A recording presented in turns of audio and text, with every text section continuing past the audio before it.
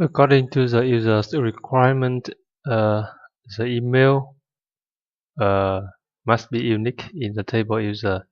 But you see, we can create two users having the same email here.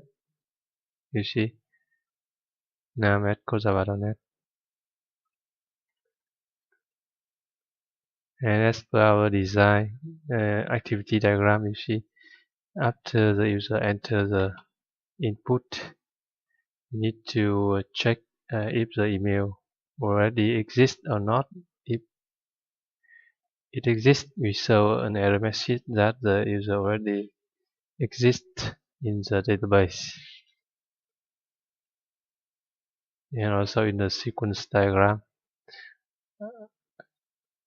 after calling the create user method on the user services class, the user services class should call the file by email method on the UserDAO class.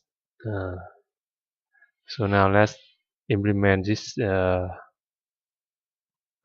functionality, this constraint checking. Okay, so that means we need to update the UserDAO class. UserDAO